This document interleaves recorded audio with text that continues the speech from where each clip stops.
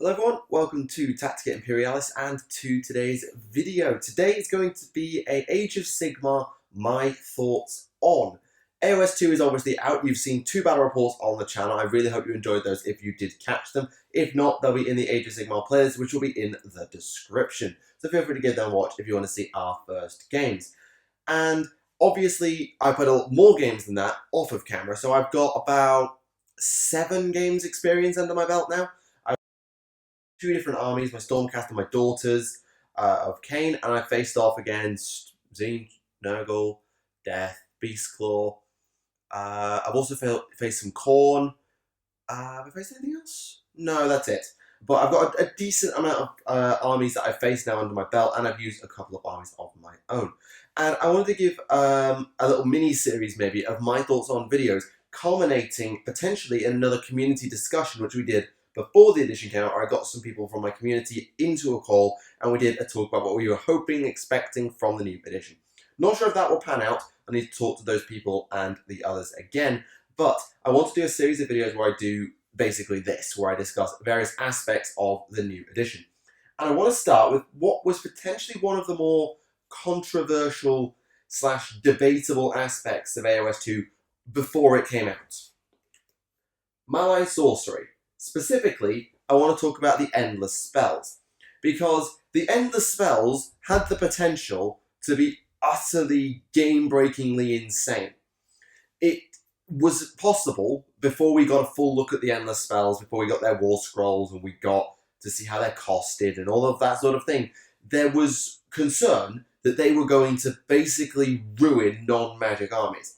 Armies that had a lot of magic and could just summon these things in and could not be unbound because you didn't have a wizard of your own. Let's say if you were Khorne or you were dwarves with no allies. If you had no way to dispel and or unbind, you were utterly screwed against them. That was a concern that we had. And whilst I've only got my gaming group's experience to fall back on here, I'm of the opinion that the Endless Spells are kind of very just meh. Allow me to try and explain. That's kind of the point of the video. So, the Endless Spells cost about 40 points each. To give you a bit of context, 40, 40, 40, 60, 60, 40, 20, 30, 100, 20, 40, 20, 30, 60.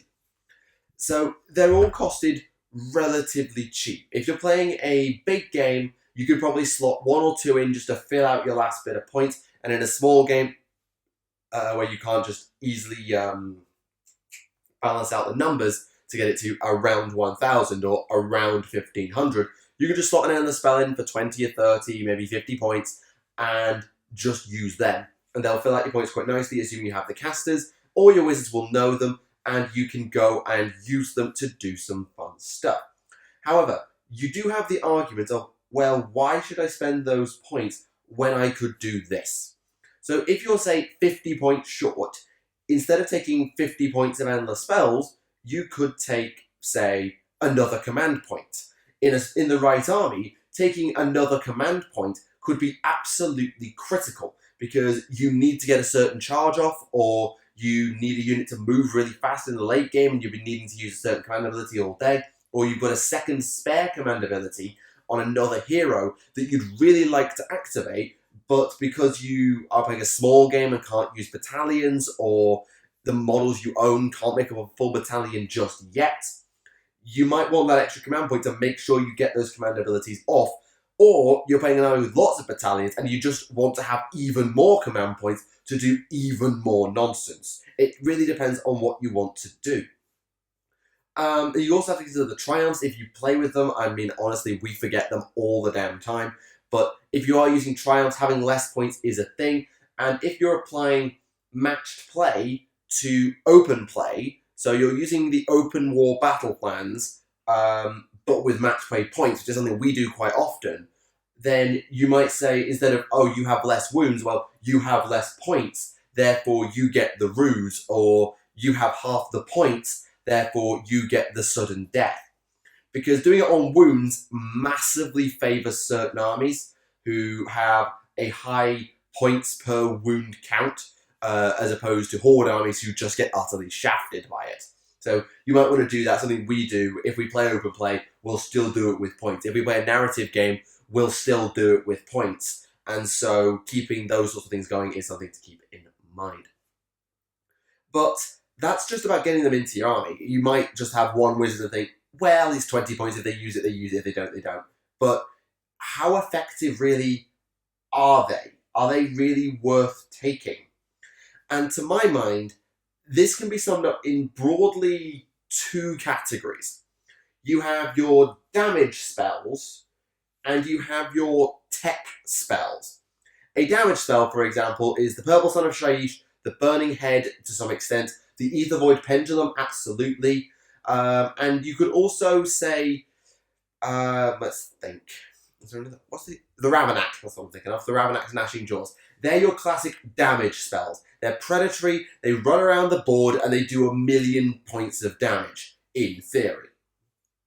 Your tech spells are the Prismatic Palisade, the Malevolent Maelstrom, the Burning Head can go in here because it gives out buffs. I put the Geminids of Urgaish in here because they do a double debuff on top of their mortal wounds, but they're sort of an in-betweener. So the Burning Head and your Geminids, you might class as an in-betweener type of cell, whereas the Purple Sun is practically entirely DPS, and the Prismatic Palisade is entirely a tech spell.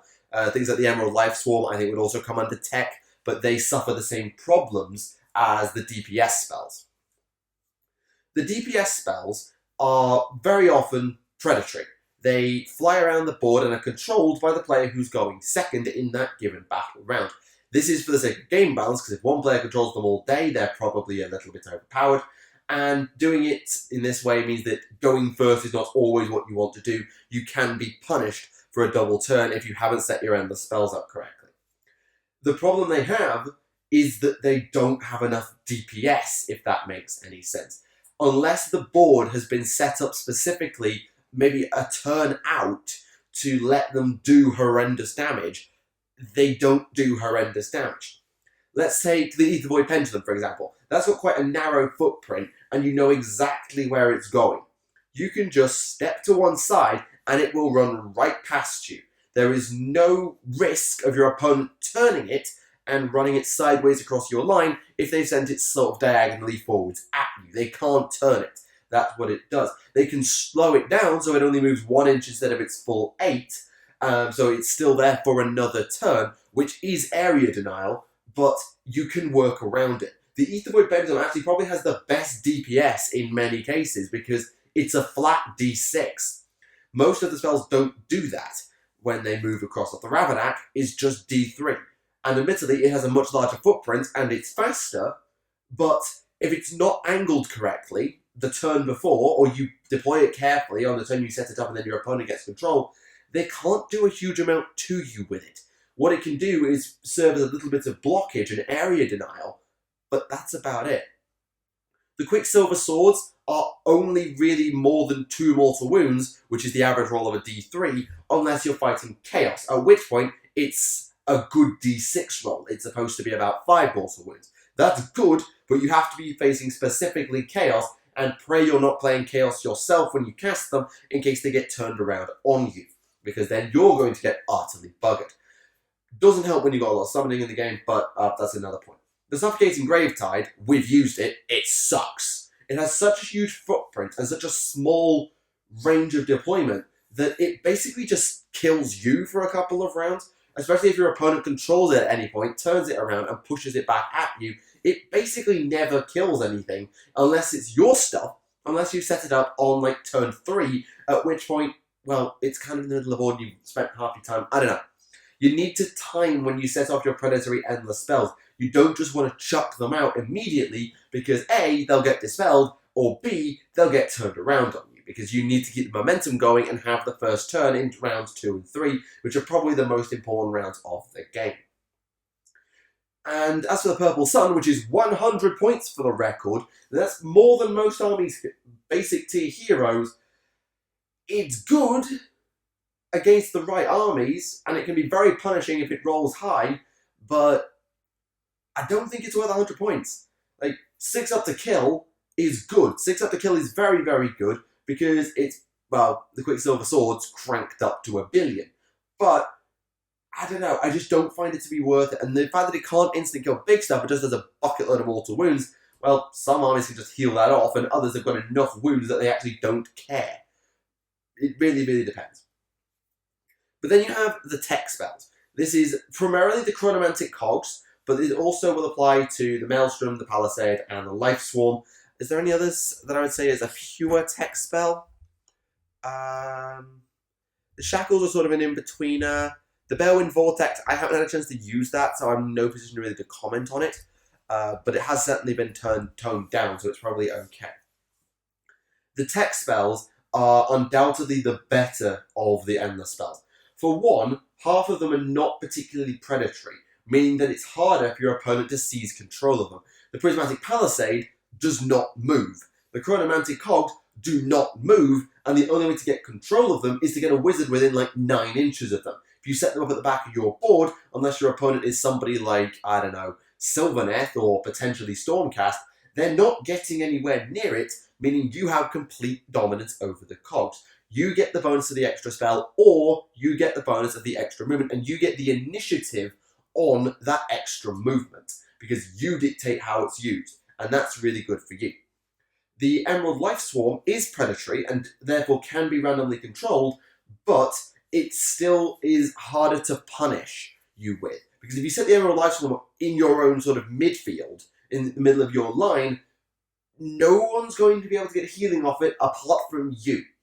So, even before or after it's moved, it's still going to do its healing, or resurrecting, and it's going to do it to you. Your opponent can't stop that, because it's not fast enough to get out of your line, and even if it is gets out of your line, well, you can easily just take it back. Whereas with a predatory endless spell, if it's shoved back into your line on the turn after it's summoned, well, you have to dispel it, or it's going to just keep hitting your line, and that's a disaster. The Life Swarm has its issues, primarily the fact that the healing and resurrecting are two entirely separate things, so you can't heal and res. At least that's how we read the War Scroll. So as far as we read it, you can either heal or you can res. You can't do both. So Stormcast, I thought would be really good for them. It sucks for them. Just something I've noticed. I could be completely wrong on that. Let me know if I misinterpreted that War Scroll.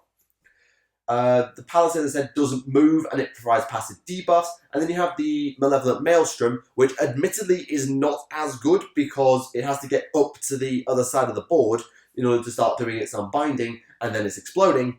But something you can think about. The Geminids as well, I've called them an in-betweener spell because they do 2d3 mortal wounds when they move across stuff, but it's their debuffs that are insane. A well-placed Geminid is lethal, but because it's predatory and because it can hurt you, you have to be careful when you use it, same as the DPS spells.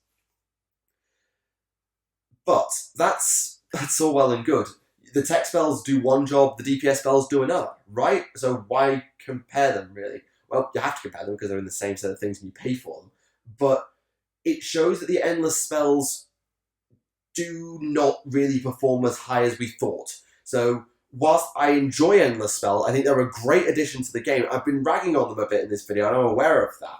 But whilst they do a really cool flavor job, and I love the fact they're in the game, and the lore reasons behind it with the Necroquake, they don't have the punch of what you'd expect them to have. The Purple Sun in fantasy used to literally be a unit deleting machine. You take initiative tests, or you die. It was insanity how good that thing was. The Burning Head, admittedly, was just a cannonball. It wasn't anything like what it is today, but it was still bloody good. And there are others that I could probably come up with if I had the time to go and think about it. So overall, Malign Sorcery is an excellent addition to the game. However, the endless spells themselves, unless used en masse, probably are not really that good. And the other reason that they have such a weakness is the increased unbinding range, which also applies to Dispel, because most of the endless spells have a casting value of between 5 and 8. There might be 1 or 2 that have got a 9, and there might be a 4 knocking about, but generally it's between 5 and 8, often 6 and 7. And those are very easy 2d6 rolls. They're above average probabilities that you will roll them. This makes unbinding endless spells very, very, very, very easy. All you need to do is say, right, my Arcane Bolt is not in range, and I'm not in range of a Mystic Shield. There's an Endless Spell that's further away, 30 inches away. Alright, I'll just dispel that. Gone. There is no way to stop the dispel of an Endless Spell. It is just cast it again, and it's gone. You don't get any modifiers to that roll, because it's not a casting roll, it's not an unbinding roll, so it's an unmodified roll, but it's still an above average probability of making that roll, and it is unstoppable. There is no way for a wizard to say, interrupt the dispel. So they have a passive ability that says, if this model casts an endless spell during the game, if this endless spell is later dispelled, or if a wizard attempts to dispel this endless spell, they must subtract 2 because this. For example, that's not a rule that exists. And I know why, for galore reasons, because the wizards lose control of their endless spell and they're an absolute nightmare. But I want to read you a little passage from the Prismatic Palisade. As soon as I find the thing, here we go. Once cast, the Prismatic Palisade is self-sustaining. A permanent shining fixture that can only be removed by another mage. Makes sense, it's only wizards that can unbind it. Unbinding this palisade is not easy, for the light magic of Shyish is notoriously intricate, and the minds of many wizards attempting to dispel such a work have been trapped inside the logic loops of the spell itself. This spell has a casting value of about 7, and there's no way it can go wrong. So, it says in here, you literally can lose your mind trying to unbind these things. I'm sure there are others as well, if I had the time to go reading through all of it, that trying to unbind the thing is a colossal nightmare. It's so hard to do that dedicated witch hunters, or spell hunters I suppose, have been hired and created to go and hunt endless spells. It's that complicated. But that's not reflected in game. It's just, oh, I rolled a 5+ on 2 dice. It's gone. It's a little bit simple. And I think, while I know why that's the case, because it stops armies that have just too many wizards and too many endless spells from running amok, it devalues the endless spell somewhat, that any predatory endless spell can be gone before it gets anywhere near you. No punishment, no risk, it can just be gone. There's no benefit for being the original caster, or not, fine, that's the way endless spells work, but it's very easy to get rid of them before they hit you. Particularly spells like the Soul Snare the Chains, I can't say that, I'm sorry, the Shackles. It's like a 5 to cast, gone. You might have to cast them, unbind them separately, but it's still pretty easy. Emerald Life Swap on a 6, gone. Stupidly easy. Aether Void Pendulum, casting value 6, most dangerous spell probably in the entire set, gone. Ridiculously easy to get rid of. And no punishment. There's no, if you roll a double 1 when attempting to unbind an endless spell, well, you take a mortal wound or 2 because you lost it. Or there's no miscast table, no Perils of the Warp table for 40k players, if you're used to remember that. There's no punishment. And I know why, I get it, but it will be fun, it will be flavourful. And that's what AOS 2 has done so well, is be flavourful. The game is full of lore and amazing things. The game and the lore are really well put together. But by goodness me, the endless spells could do more. There's one more caveat though. We have seen, with Battletome Stormcast Eternals and Battletome Nighthaunt, that many factions are getting their own endless spells.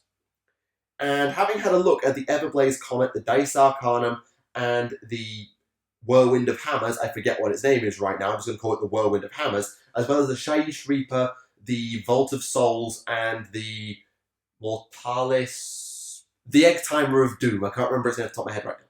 But having seen those, they're bloody good. Really bloody good. So maybe these in here, are universal, well they are. They're universal endless spells that everybody can use, but you want to use your own faction's stuff to get the more powerful benefits. Just like you can play with Grand Alliance Order, but you get more abilities if you focus into Daughters of Cain. Same principle, and I'm thinking that's why they've done it, and we'll see as more factions get their endless spells whether that comes to pass. But I realise I've rambled on for nearly 20 minutes, that was not my intention, I apologise. But that is my thoughts on Malign Sorcery and the endless spells in Age of Sigmar 2nd Edition. Let me know what you think in the comments below. I'd be very interested to see what you have to say. Are you finding endless spells to be ridiculously powerful? Are you finding them to be underpowered? Are you using them? Are you not using them? Are you fussed for them at all? Just very curious to see what you have to say. Let me know. And if you have any things you'd like me to talk about in a future AOS2 My Thoughts on, whether it be about narrative, open, batched, or anything like that, do let me know as well, and I will endeavour to do that. And I'll try and get another community discussion at some point where we all sit back down and talk about the edition now that it's come out. But for now, thank you very much for watching Tactica Imperialis, and I'll see you all again. Bye for now.